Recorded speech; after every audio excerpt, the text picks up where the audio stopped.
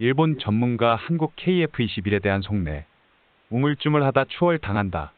우리 일본은 1911년 국산 전투기 첫 비행에 성공했다. 이제는 한국에 추월당하는 날이 의외로 빨리 올 수 있다. 일본의 군사 전문가 중 한 명은 보라매에 대해 우리나라가 80년 전에 제로센을 만들었을 때와 같은 챌린지 정신을 느낀다라고 말합니다. 보라매는 F-22나 F-35 같은 5세대 전투기에 못 미치지만 한국이 위협으로 여기는 북한을 압도할 수 있는 성능을 지닙니다. 북한의 주력 전투기는 첫 비행 40년이 넘은 미그-23입니다. 얼마 안 남은 호랑이 미그-29도 4세대 전투기여서 보라매를 당해내지 못할 것입니다. 카이는 또 당시 한국과 인도네시아 군 등의 보라매 1,000대를 판매해 180조를 벌어들일 것이라고 밝힌 바 있습니다. 스웨덴 스톡홀름 국제평화연구소가 집계한 2016에서 2020년 한국의 무기 수출은 세계 전체의 2.7%를 차지했고 점유율은 미국, 러시아, 중국 등에 이어 세계 9위였습니다. 앞선 군사 전문가는 세계에서 F-35를 필요로 할 만큼 엄정한 안보 환경에 놓인 나라는 많지 않다. 다소 성능이 떨어지더라도 값싼 전투기를 만들겠다는 한국의 의도는 나쁘지 않다고 말했습니다. 물론 과제도 있습니다. 독자적인 전투기를 만들려던 한국에 대해 미국은 좋은 표정을 짓지 않습니다. 한국은 개발에 필요한 25개 기술에 대해 미국에 제공을 요청했으나 미국은 A사 레이더 등 4개 기술 제공하기를 거부했습니다. 미국은 한국의 동맹국이지만 링크 16으로 불리는 미군의 정보 공유 전달 기능을 보라매에 탑재하는 것을 허용할지 미지수입니다. 탑재하지 못하면 한반도 유사시 한미 연합 항공작전이 차질을 빚을 수 있습니다. 보라매는 또 중국 공군의 최신의 전투기를 당해내지 못할 것입니다.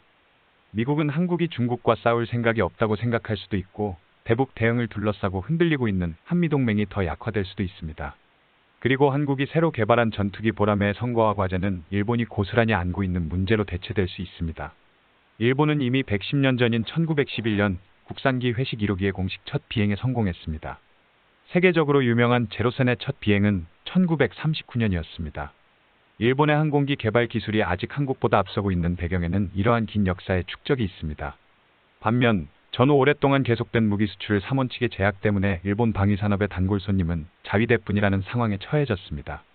자위대에 근무하는 지인은 일찍이 시찰한 넓은 공장에서 라인에 드문드문 놓여진 제작 도중의 전차의 모습을 보았습니다. 동행한 기업인은 예산만 있으면 더 좋은 것을 만들어줄 수 있을 텐데 라고 안타까워했다고 했습니다. 최근 채산이 맞지 않아 방위산업으로부터 퇴출당하는 일본 기업도 잇따르고 있습니다. 동맹국인 미국이 일본의 독자적 무기 개발을 환영하지도 않고 있습니다. 이 때문에 지금 일본이 한국을 능가할 정도의 독자적인 전투기를 개발해 주려는 의욕이 있을지 의심스러운 상황이 되고 있습니다. 국내 전문가들은 보라매는 스텔스기의 5세대가 아니라 4.5세대 플러스라는 평가를 내립니다. 그렇지만 기술 개발이 진행되면 스텔스기 개발로 이행할 수 있는 기초는 만들 수 있었다라고 말합니다. 한 일본 전문가는 아직 일본 기술이 우월하지만 우물쭈물하다 보면 한국에 추월당하는 날이 의외로 빨리 올 수 있다고 말했습니다. 일본 네티즌들의 한국 KF-21 개발에 대한 어떤 생각을 하는지 소개하겠습니다. 최신의 5세대 전투기, 스텔스 전투기 등을 독자적으로 개발할 수 있는 곳은 미국, 러시아, 중국입니다. 다른 나라들도 개발하고 있는데 여러 나라 공동으로 개발하고 있습니다. 한국의 경우 일본과의 경제적 관계로 수출 관리가 엄격해지고 제한되어 실업률 악화 등 국내 문제가 되고 있는데 전투기 개발을 독자적으로 하는 것은 무리가 있다고 생각합니다.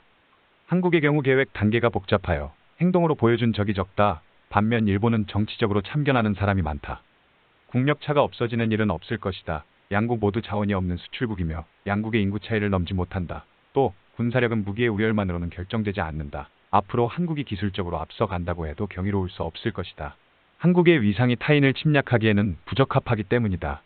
보라매와 일본 공군에 싸우는 일은 없을 것이다. 한국은 항공모함이 없기에 보라매는 육상에서만 이륙해야 한다. 한국 자신들의 손으로 만든 첨단 초음속 전투기는 세계에서 8번째라 한다. 하지만 미심쩍은 내용이다. 원래 기체가 형태를 갖춘 단계에서 아직 활주조차 하지 않았는데 벌써 성공한 것처럼 발표하는 건 이상하다. 아무튼 코미디 같은 한국군의 일화는 이루 다 헤아릴 수 없이 많다. 순수 국산이라고 하지만 상세한 내용이 공개되지 않았고 엔진 등은 어디서 만드는 건지. 한국이 일본의 XF9 같은 엔진을 스스로 만들 수 있다고는 도저히 생각되지 않는다. 필자는 일본에서 제5.5 또는 제6세대기로 불리는 F3 개발 계획이 진행 중인 것을 모르는 것인가? 알고 있으면서 이런 기사를 쓰는 건가? 이 기자는 문외한인가? 한국이 만드는 것은 모두 낮은 기술로 자체 개발한 기술은 전무하다시피 하다. 덧붙여 미국 기술 제공을 거부한 것은 과거에 F-15 블랙박스에 손을 대었다가 큰 코를 다쳤고 F-22 기술 유출 전과도 가지고 있기 때문이다. 결국에 가서는 훔친 기술로 만드는 것이 불가능한 데다 라이선스로 생산하는 잠수함조차 제대로 만들 수 없는 한국에 일본이 추월당한다는 건 고래가 하늘을 나는 편이 현실적이라 할 수 있겠지.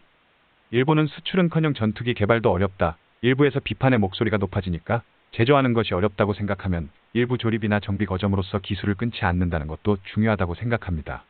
이 기체는 결국 일본의 F2와 같은 세대죠. 보기에는 스텔스 세대 같은데 이미 일본에서는 F2의 다음 세대를 향해 움직이기 시작하고 있는데 이것의 국산화 비율은 70%가 안 되는 것으로 알려져 있습니다.